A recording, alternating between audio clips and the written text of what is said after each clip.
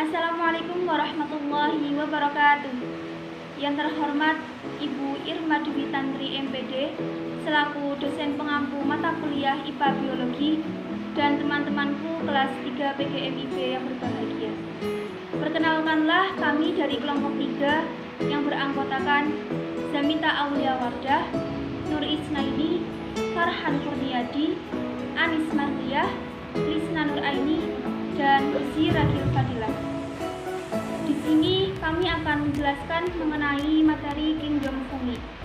Kepada pemateri saya persilahkan. Pengertian fungi. Menurut Ganjar, fungi adalah makhluk hidup bersel eukariotik yang tidak berklorofil, tumbuh sebagai hifa, memiliki dinding sel yang mengandung kitin, bersifat heterotrof, menyerap nutrien melalui dinding selnya, mengekskresikan enzim ekstraseluler melalui spora, dan bereproduksi secara seksual maupun aseksual. Karakteristik fungi. 1. Memiliki hifa atau benang halus dari rangkaian sel pertumbuhan spora. 2. Memiliki dan memproduksi spora. 3. Bereproduksi secara seksual maupun aseksual. 4. Struktur fungi berfilamen. Dinding selnya mengandung kitin, glukon, selulosa, dan manan. Perbedaan fungsi dan tumbuhan. Jamur dulu diklasifikasikan dalam kingdom Plantae karena seperti tanaman, banyak jamur tumbuh di tanah dan memiliki dinding sel. Namun, semakin banyak ahli biologi mempelajari jamur, semakin mereka menyadari bahwa jamur masuk ke dalam kingdom tersendiri. Adapun ciri-ciri jamur yang berbeda dengan tumbuhan, diantaranya 1. Tidak memiliki klorofil. 2. Berkembang biak dengan spora. 3. Komposisi dinding sel terdiri dari kitin, sedangkan tumbuhan dari selulosa. 4. Tidak memiliki sistem vaskuler seperti tumbuhan. 5. Tidak memiliki akar, batang, dan daun. Dan yang terakhir, bersifat multiseluler, tidak mempunyai bagian fungsi pada setiap bagian. Tipe-tipe fungi. Jamur dibagi menjadi 4 divisi berdasarkan jenis spora seksualnya, yaitu Zygomicota, Ascomycota, Basidiomycota, dan Deuteromycota. Yang pertama, Zygomicota. Spora seksualnya disebut zygospora, sementara spora aseksualnya adalah sporangiosspora. Hifanya tidak bersekat atau senositik dan terintih banyak.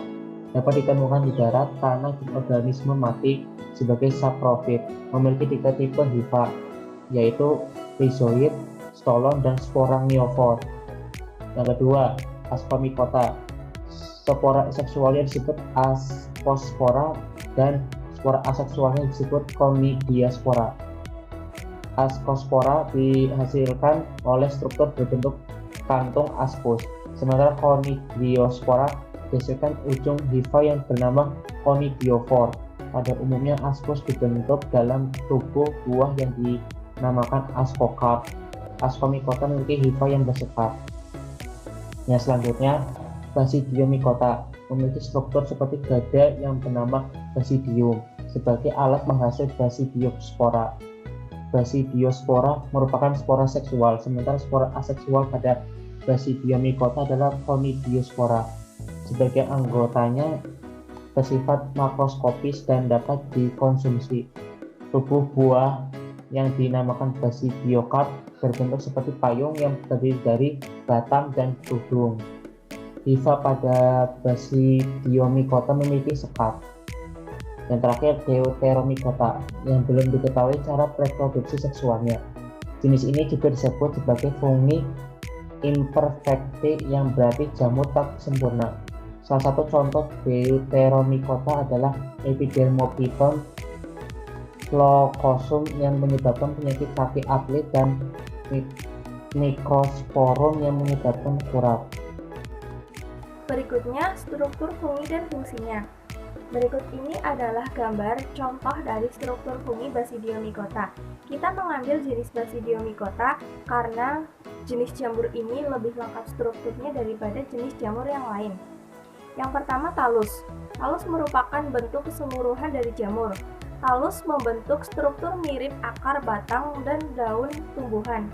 Yang kedua, dinding sel. Jamur tersusun atas zat kitin dan beta-glutakan.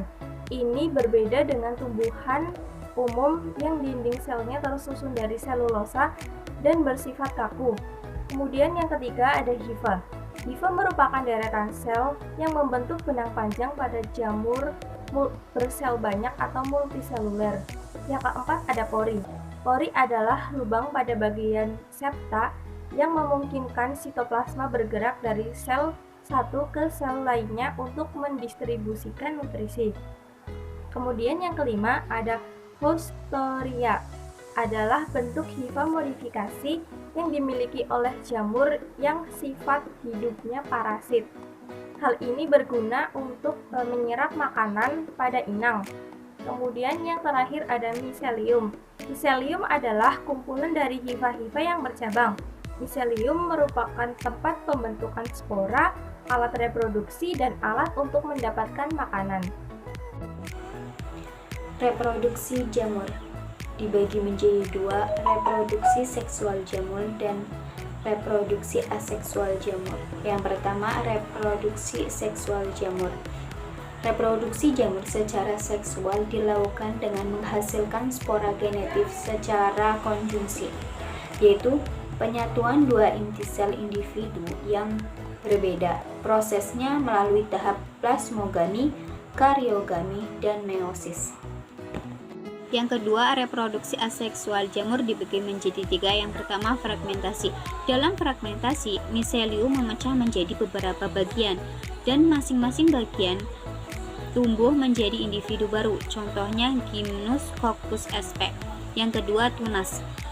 Jamur uniseluler berkembang biak dengan tunas. Selama tunas terjadi proses mitosis dan muncul individu baru yang kemudian memisah dari induknya. Contohnya Saccharomyces cerevisiae atau jamur ragi. Yang ketiga, spora vegetatif. Spora vegetatif adalah perkembangbiakan aseksual jamur yang paling utama. Jamur dapat menghasilkan 12 miliar spora vegetatif pada satu batang buah. Penyebaran spora vegetatif umumnya dilakukan oleh angin. Jenis spora vegetatif yang utama adalah Conidiaspora dan Sporangispora, contohnya Rhizopus. Adaptasi jamur. Jamur tidak bisa membuat sendiri makanan. Mereka adalah heterotrof. Jamur menggunakan proses yang disebut ekstra pencernaan seluler untuk mendapatkan nutrisi. Ini berarti makanan dicerna di luar sel jamur dan kemudian makanan yang dicerna diserap. Jamur ada yang memakan sampah atau bahan organik yang disebut saprofit. Beberapa jamur lain bersimbiosis dengan ganggang untuk mendapatkan makanan. Ada pula jamur yang menyerap nutrisi dari sel inangnya. Kemudian peran jamur. Peran yang menguntungkan. Yang pertama, Hamir Saccharomyces yang berguna sebagai fermentor dalam industri keju, roti, dan bir. Yang kedua, Penicillium notatum yang berguna sebagai penghasil antibiotik. Yang ketiga, Hygroporus dan Lycoperdon perlatum yang berguna sebagai dekomposer. Yang keempat, Volvarella volvacea atau jamur merang yang berguna sebagai bahan pangan berprotein tinggi. Dan yang terakhir, Rhizopus dan Mucor yang berguna dalam industri bahan makanan, yaitu dalam pembuatan tempe dan oncom.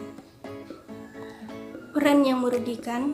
Yang pertama, pneumonia carini yang menyebabkan penyakit pneumonia pada paru-paru manusia. Yang kedua, albugo yang merupakan parasit pada tanaman pertanian. Dan yang terakhir, Candida sp penyebab keputihan dan sariawan pada manusia. Sekian pemaparan materi dari kelompok kami. Semoga dapat bermanfaat. Kurang lebihnya kami mohon maaf. Wassalamualaikum warahmatullahi wabarakatuh.